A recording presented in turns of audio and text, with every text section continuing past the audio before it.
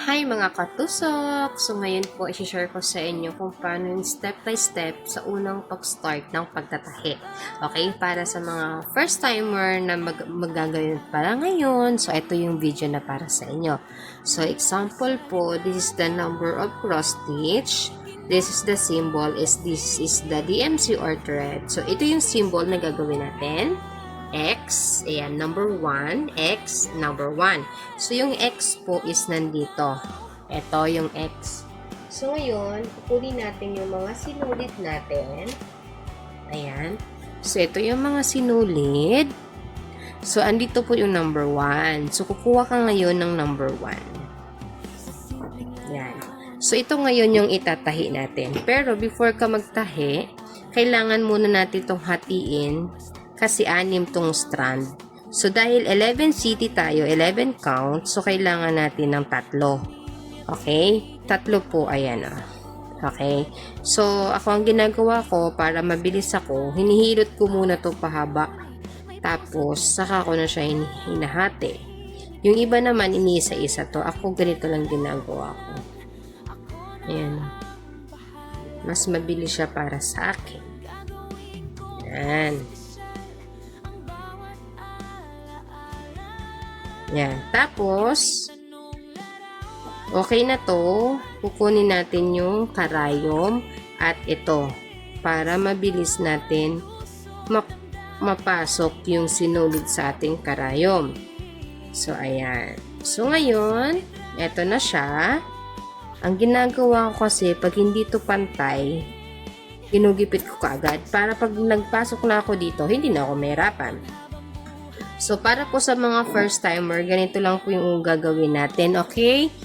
Tingnan nyo na lang po maigi. Ayan. Pwede tayo dito mag-start. Ayan. Tapos, tusukin po natin sa gitna. Hilain natin palalim. Ayan. Tapos, dito muna itusok sa unahan. Ayan. Basic na to ha. Napakadali lang nito. Ayan. Sinipag ako ngayon mag-record na kasama yung bibig ko. So, ayun lang. Kung paano nyo nakita hinila ko, ganun din gagawin nyo ng paulit-ulit. Ayan. Tapos, tusok mo siya ulit dito. Ayan. Make sure na di mo maapektuhan yung katabing sinulid para para maganda siya. Wait lang. Yan. Yun. Tapos, yan o. Itahi mo na dito sa dulo. Tapos, yung tawag dito, yung karayom, ganun mo lang. Yan. Tapos, ito tayo sa baba. Yan. Ulitin natin ha. Ito yung number 1, number 2, tusok, number 3. Okay? Dahil hanggang 3 yan, so hanggang number 3 muna tayo natusok. Mamaya na tayo magpapang-4. Yun yung X na. Ayan. Okay, malinaw po ba? Ayan. So, ulitin lang natin yung process. Sabit tuloy.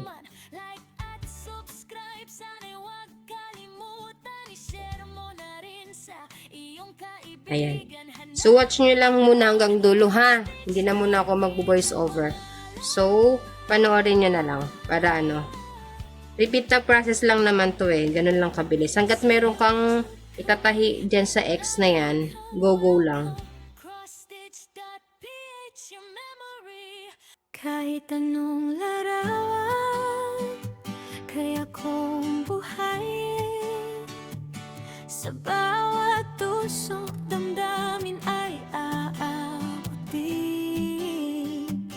Mula sa litrato, ginagawang sining, cross-stitch na gawa, panghabang buhay na alingaw-gaw.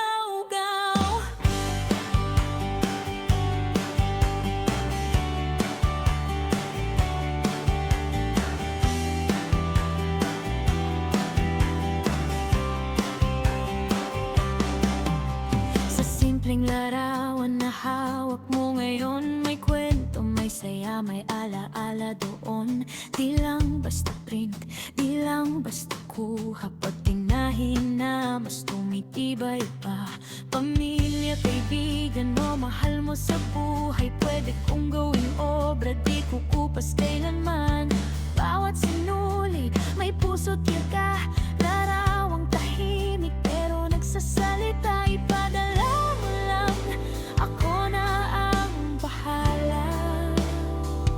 Gagawin kong espesyal ang bawat alaala.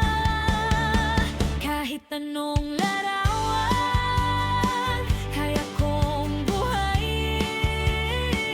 Sa bawat tusok, damdamin ay aabutin.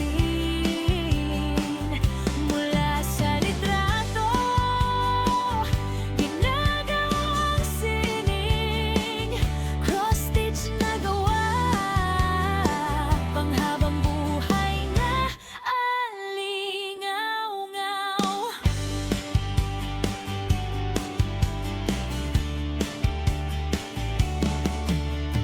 Baby pics, wedding o barkada moments, pwede ring pets mo o dream destinations. Customize lahat, ikaw ang masusunod. Design na kakaiba, siguradong pasok. Regalo man to o para sa sarili,